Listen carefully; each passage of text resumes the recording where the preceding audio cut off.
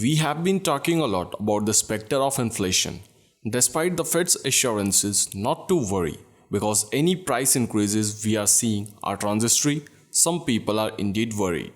Peter Schiff is one of those guys who are worried about that. He believes that the central bank is powerless to fight it.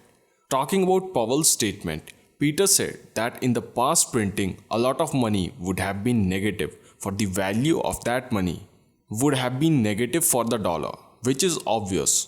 For the last several years, that hasn't been the case, but to say that it will never be the case makes no sense whatsoever, because you are saying that the law of supply and demand has been suspended, that somehow it no longer matters. Obviously, if the US government mailed everybody for a check for $1 million, we wouldn't all be millionaires. We couldn't all go out and buy expensive sport cars.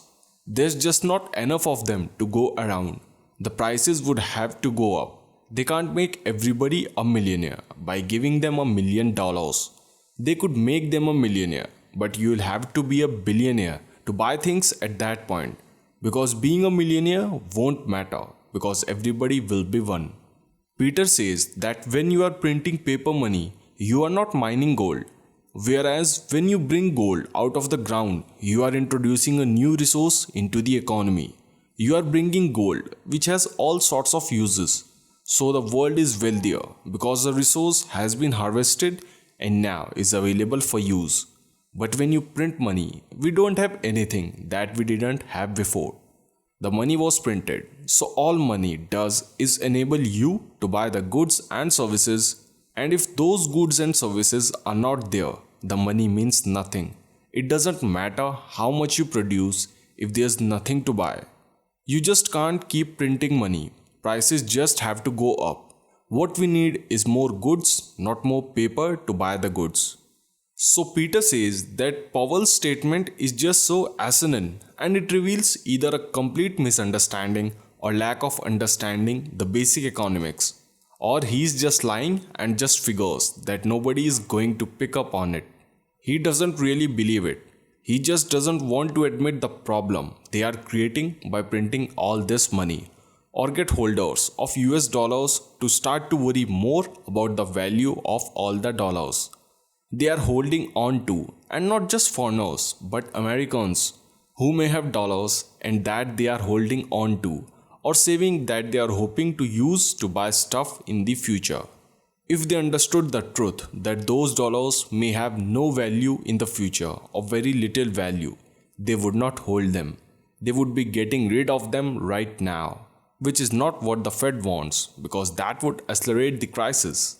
Powell is going to be a smart guy. He could be smart and intelligent, but there are a lot of smart people that believe a lot of dumb things. So for sure, intelligence is not necessarily something that's going to keep you making these mistakes. It's to keep everybody calm, to avoid the crisis mindset. Everything is gonna be okay. It's just that narrative. A large part of the Fed's job is public relations and spin, and to try to create a false sense of confidence in the US economy, in the US dollar. The Fed is supposed to be independent. These Fed guys, the Fed chairman, they are just like people from the propaganda, from the government. They think that confidence is very important. They don't want to do anything to shake confidence. In fact, they want to try to instill confidence if they think confidence maybe is waning. So they look at it as like, oh, we got to talk how great everything is. Even if they think that there's going to be a recession or a crisis or the dollar is going to crash, they are not going to say it, as per Peter. Even if they say that the dollar is going to crash, then it's going to crash even sooner. Even if it wasn't going to crash, their statement warning of a crash could cause one. So they are very concerned. They don't want to accelerate the onset of the crisis. They see by acknowledging that, they see it. They want to postpone that as long as possible. And they think one way to postpone it is just to pretend it's not even a threat and get everybody to not be concerned, and then hope that maybe it works out better, or that maybe they are wrong, or we never have a crisis. Peter warns everyone that do just never believe anything that they say at the Fed. Don't believe what politicians say either. They are truly not independent. They want to pretend they are independent, but that's part of the stuff to instill confidence in the dollar. They would never allow inflation to get out of hand. They are going to raise rates. They are going to force the government to cut spending. They are going to force companies into bankruptcy. They are going to force real estate prices to crash. They are going to force stock prices to crash because they don't care about politics. If they want to preserve the dollar, they care as much about politics as the elected representatives who appoint them. Peter said that there is a bit of irony in government officials and central bankers constantly complaining about not enough inflation. There are things that hide inflation. For instance, shrinking packaging so there is less product sold at the same price, or substituting low quality ingredients, or requiring consumers to assemble items themselves.